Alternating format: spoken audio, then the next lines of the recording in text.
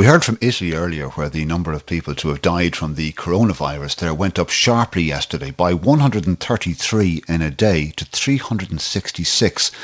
And that's led to a new plan there to contain the outbreak. Up to 16 million people in Lombardy and 14 provinces now need special permission to travel under new quarantine rules.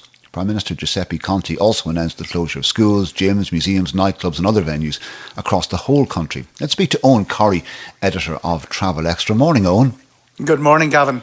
You can get into and out of Northern Italy, can't you? From here too. Oh, it's pretty crazy. Lombardy is in lockdown, but the airports are open.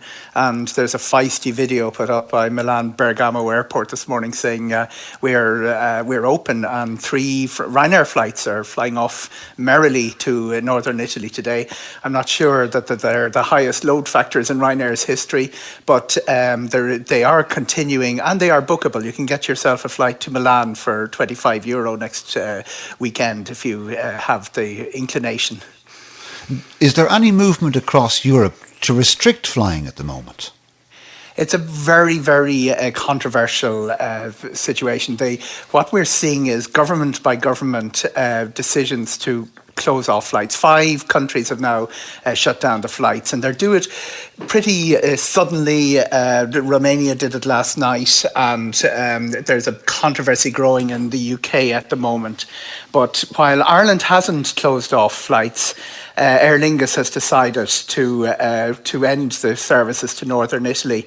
EI 436 that flew out to Italy yesterday was the last, and it hasn't been announced by Aer Lingus, but it's quite clear from the contact that's been made to the passengers, they're bringing anyone who's out there home by alternative routes. It's also not bookable in the coming weeks. So Ireland isn't one of the 5 countries that has closed off flights, and the flights will continue. It was mentioned to me that under the EU 261 compensation regulation, it's very difficult for airlines to unilaterally cancel flights. But what we'll also see, Gavin, and it is important, is airlines just looking at the load factors and cancelling flights of their own accord. But to answer your question, there is no Europe-wide decision to cut off flights, and that's unlikely to happen. But certainly the number of no-shows and the load factors on the aircraft will cause it to be lowered. For instance, BA have cancelled 60 flights. The airports, Milan would have lost maybe 10, about 11, 15% of their flights to those cancellations I mentioned. The rules on travel within Italy, when they were announced, lots of people got on the move very quickly. Yeah, it was leaked by Corriere della Sera late on Saturday evening, so you had a sort of a scramble for the train stations, and it led to the train stations being closed on Sunday. There seems to have been some sort of arguments between local authorities and national government over the question of roadblocks. But it's a very, very interesting thing to watch, Gavin. It's quite possible for an autocratic society like China to shut down a region. It's pretty unprecedented for it to happen in a Western democracy.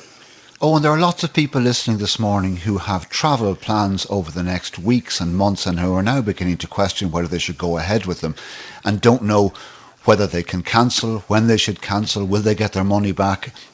It's a lot of decisions for people to make very quickly.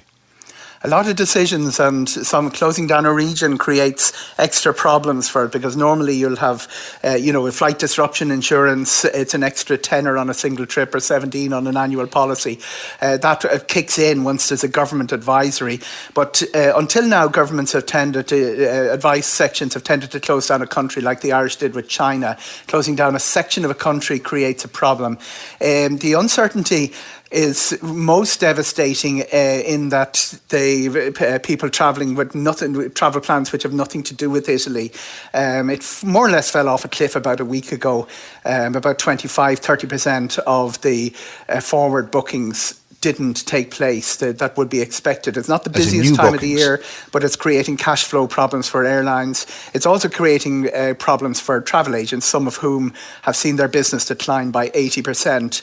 So there could be a pretty sharp economic shock, disproportionate economic shock for this sector of the industry, for the travel and aviation industry, which could be, linger long after the virus has come and gone.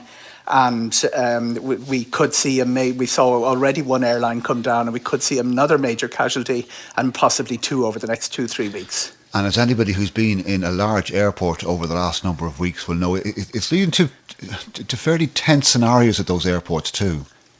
Yeah, and airports have a reputation of being pretty, one of the areas you can avoid infection opportunities, if that's the correct phrase, in most situations. But airports, with the security trays, things like that, there should be possibly an opportunity now to put a lot more effort on the part of the airport authorities to make sure that the sanitising facilities are there for anxious passengers. It would do a lot to reassure people.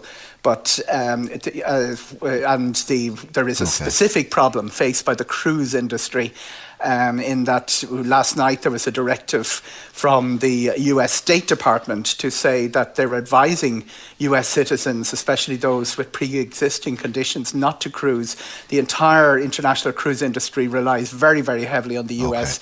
It's pretty good at managing viruses because it's what it does. It has perennial norovirus problems, but it is facing another unprecedented challenge. Eoghan, thank you. Eoghan Corry, editor of Travel Extra. 7 minutes to 9.